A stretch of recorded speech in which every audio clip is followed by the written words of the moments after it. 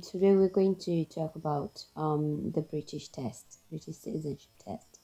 And we're going to start off with the reason why you need to take the test. So we'll talk about the test first before we go on to the different chapters that are there for you to actually revise, and you'll be tested on them later on.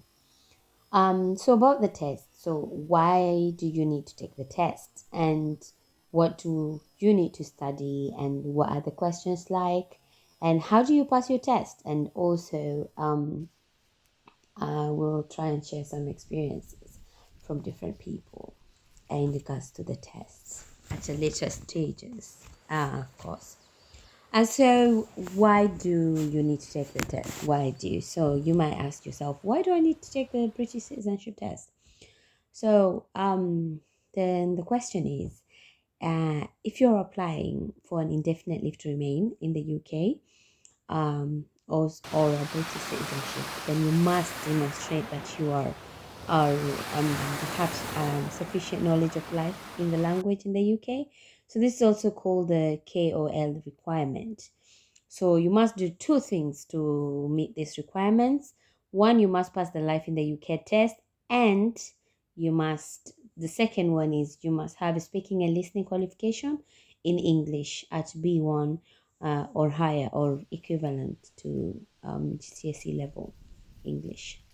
Um, but there are some exemptions to the language requirements.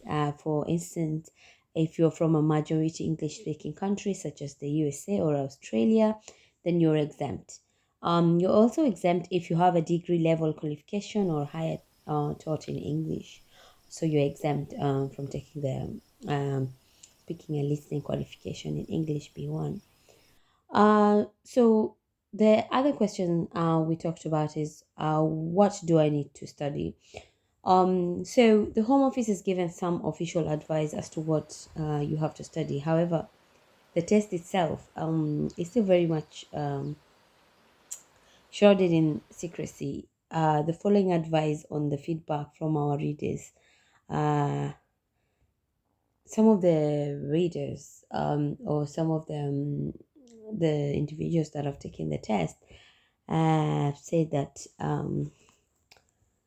have said that people like who have taken the test and our personal experience of taking the test, it's intended to help you plan your studies and not to provide shortcut. So do I really need to learn everything? Well, the question in your test will be based on the whole book. So, so you need to try and find out that, because if the test is based on the whole book, then that means you need to revise the whole thing. So make sure you study the entire book thoroughly. So the questions in your test could be drawn from any part of chapter 2 to 6. For example, they may be on the values and principle of the UK, explained in chapter 2, alongside the information about the test itself.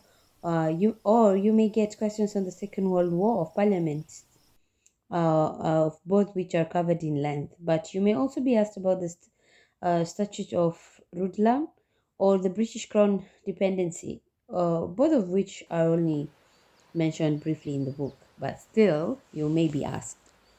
Um, so the other question is, what are the questions like? So the questions. So we've got there are details notes and questions. If you look at the book on chapter 8, but the questions will entail dates.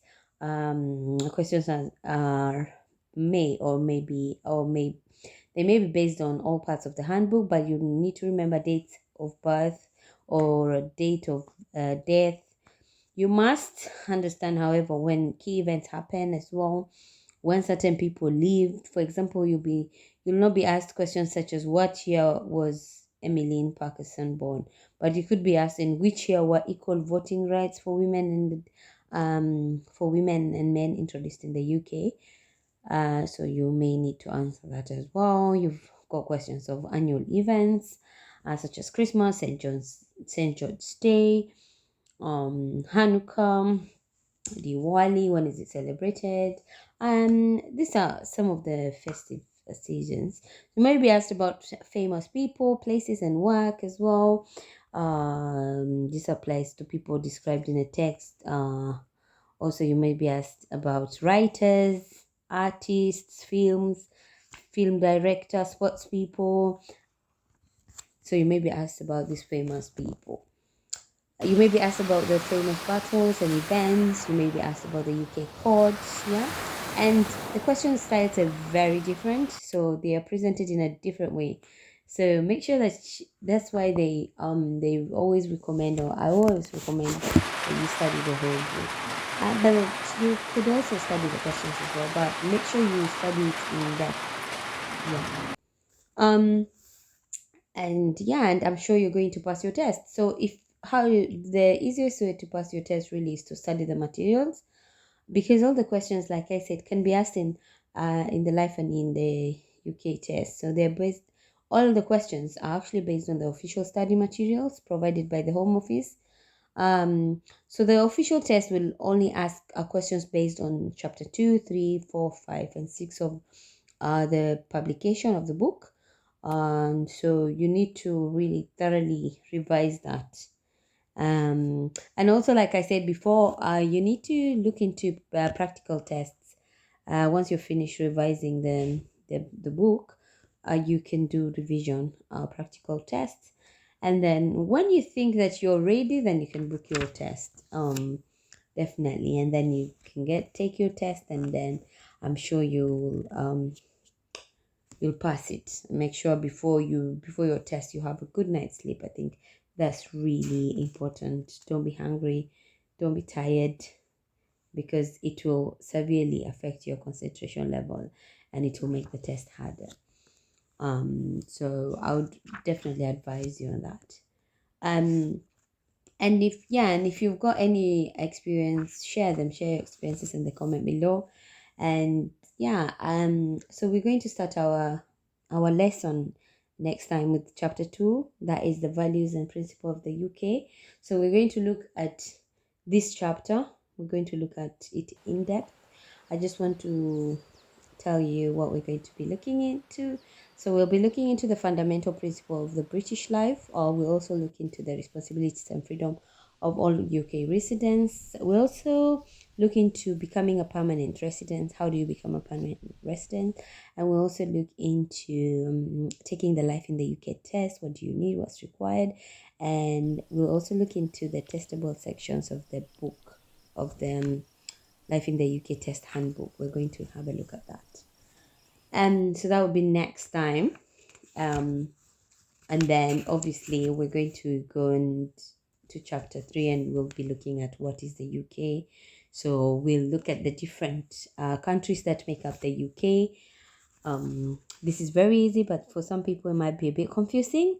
So just quickly, the UK is made up of England, Scotland, Wales, and Northern Ireland. So the rest of Ireland is an independent country. So if you knew this, well done. If you didn't, then we are going to do more revision and questions on the different countries that make up the UK. So thank you very much for tuning in, and we'll talk more about the Life in the UK Test Handbook next time, and we'll deal with it in depth. All right, thank you very much, and see you next time.